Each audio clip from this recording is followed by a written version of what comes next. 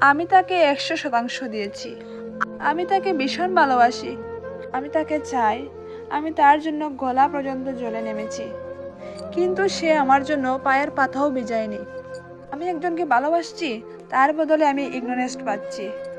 আমি কি করব? কি করে নিজেকে গুরুত্বপূর্ণ বানাবো? সে আমাকে ইগনোর করছে। কি করলে সে আমাকে গুরুত্ব দেবে? কি করলে সে আমার কথা ভাববে? আসলে আমরা এমনভাবে বিহেভ করে ফেলি যাতে অনেকটা নিজের জন্য গর্ত করে ফেলি। এটা হলো আমরা প্রেমে পড়ে এমন অদ্ভুত অদ্ভুত বিহেভ করি যেগুলো আমাদের করা উচিত নয়, এবং যেগুলো করলে সামনের মানুষটি তোমাকে ইম্পর্টেন্স কম দেবে। আজ আমি যে জিনিসগুলো বলবো ভীষণভাবে মন দিয়ে শুনবে এবং নিজের লাইফে সেটা অ্যাপ্লাই করবে। যদি তুমি অ্যাপ্লাই করতে পারো, আজ থেকে তোমার জীবন চেঞ্জ হয়ে যাবে। আমি তোমাকে বলছি, লিখে রাখো। প্রথমেই বলবো, কখনো কারো পেছনে ছুটবে না। একটা কথা খেয়াল করবে, যারা তোমাকে গুরুত্ব দিচ্ছে না তাদের পেছনে সময় নষ্ট করাটা কখনো ঠিক না। আমরা কি করি জানো? আমরা ভীষণ ইমোশনাল। আমরা ভালোবাসাটাকে একটা অন্য লেভেলে নিয়ে যাই, কিন্তু সামনের মানুষটি ভীষণ স্মার্ট। সে কখনো এরকমটা করে না। আমরা যেটা করি তার ঠিক উল্টোটা করে। আমরা ভীষণ ইমোশনাল। দেখো, আমার কাউকে ভালো লাগেছে, আমি তো তাকে টেক্সট করবই, রাইট? আমি তাকে অনেকটা মেসেজ করলাম, আমি তাকে অনেকবার কল করলাম, কিন্তু সে কোনো গুরুত্বই দিচ্ছে না। সে কিন্তু ইগনোর করছে। ক্লিয়ার বুঝতে পারছো যে সে তোমাকে ইগনোর করছে, তাও তোমার সেই সেই একই দোষ। তুমি বারবার যাবে, বারবার টেক্সট করবে, বারবার কল করবে। এটা করে আমরা কী করছি জানো? সেই মানুষটা ভাবছে, বাহ, ও তো আমার জন্য আছেই, আমি তো সেরা, আমার জন্য সবাই পাগল। এইরকম একটা ফিল করাচ্ছ তুমি তাকে। আর যত সে এরকম ফিল করবে, তোমাকে সে তত ছোট করবে। তুমি একটা সময় ফিল করবে তোমার সেলফ স্টিম ডাউন হচ্ছে, তোমার কনফিডেন্স লো হচ্ছে। নাম্বার 3, একটা সময়, আমি স্পেশালি মেয়েদের কথা বলবো, একটা সময় রিলেশনশিপে এমন একটা পর্যায়ে আসে, ওই প্রথম যে পেজটা থাকে ওটাকে হানিমুন বলে। এই হানিমুন সময়ের পরে দেখবে তোমার পার্টনার তোমাকে একটু কম ইম্পর্টেন্স দিচ্ছে। ঠিক সেই সময় কিছু মানুষ পাগল হয়ে যায়, উতলা হয়ে যায় যে আমাকে কেন সে ইম্পর্টেন্ট দিচ্ছে না, কেন ইম্পর্টেন্ট দিচ্ছে না। আমি তো পাগল হয়ে যাচ্ছি আর কি। আমি বারবার কল করব, বারবার মেসেজ করব, মন খারাপ করব, ডিপ্রেশনে যাব, ইত্যাদি ইত্যাদি। যখন সে বুঝে যাচ্ছে যে তোমার ভালো থাকার কারণ এবং খারাপ থাকার কারণ সে, তখন ডেফিনেটলি সে তোমাকে খারাপই রাখবে। সে কিছু করলে বা সে তোমাকে গুরুত্ব না দিলে তুমি কষ্ট পাবে, তখন সে ডেফিনেটলি সেটাই করবে। এটাই হচ্ছে হিউম্যান নেচার।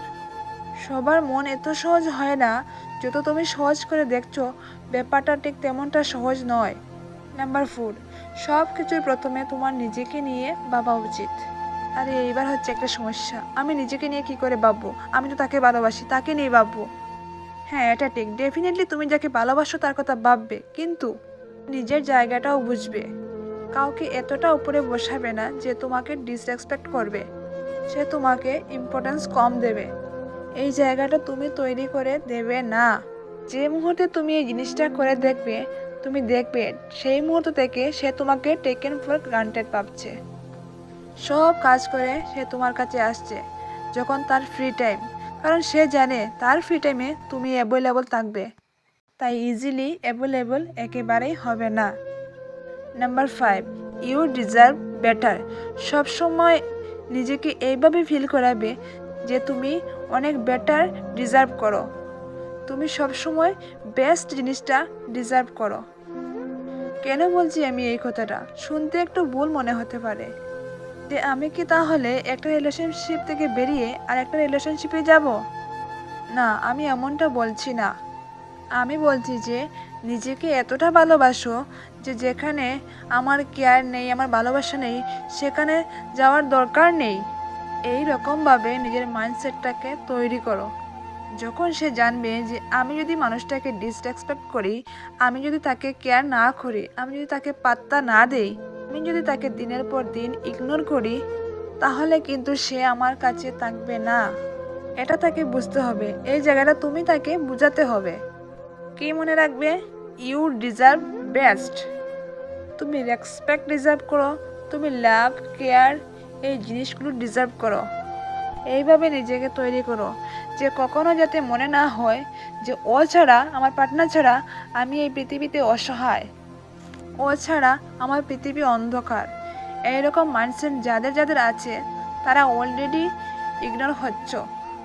আমি ডেফিনেটলি জানি যাদের এরকম মাইন্ডসেট থাকে তাদেরকেই মানুষ ইগনোর করে। যদি তোমার মধ্যে এরকম থাকে আমি বলবো ইমিডিয়েটলি চেঞ্জ করো। তুমি যদি নিজেকে দেখার নজরটা চেঞ্জ করো, দেখবে সারা দুনিয়া তোমাকে দেখার নজর চেঞ্জ করছে। নিজের জায়গাটাকে নিজে তৈরি করতে হবে। তো বন্ধুরা, আজকে আমার কথাগুলো, আমার ভিডিওটা তোমাদের কেমন লাগলো? যদি ভালো লাগে প্লিজ একটা লাইক করবেন এবং কমেন্ট করবেন এবং সাবস্ক্রাইব করে আমার পাশে থাকবেন।